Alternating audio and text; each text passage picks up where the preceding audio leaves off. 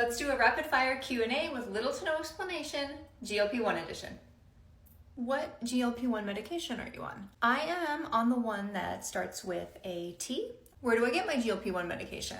I go through a personalized program with a company called Amble. I have the information in my profile as well, and I switched over to them for my maintenance journey. What dose am I on?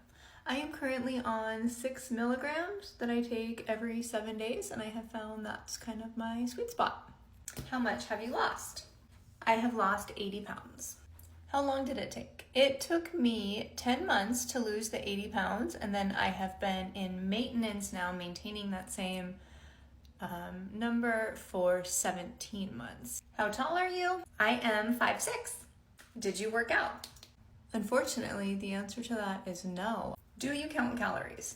I do not, and I'm not saying that is the correct way to go, and if you really want to know, I can go into a deeper explanation of why that just doesn't work for me, but how I also know that I am getting enough calories.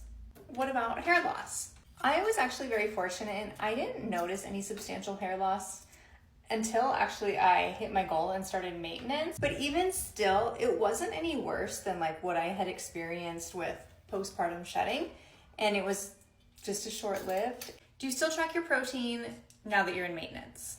When I was actively losing, yes. Now that I'm in maintenance, I do not track my protein anymore, and let me explain why. I know about how many grams of protein I'm getting just within like my ritual foods, and that's about 80 grams of protein. And so as long as for lunch I'm getting like an extra source of real protein, chicken breast, salmon, a hamburger, like some type of meat, and then also for dinner, I am definitely well above my 100 grams of protein. That's my goal. Once in a while, every couple of months, just for funsies, I'll like put it into a little app and check and see.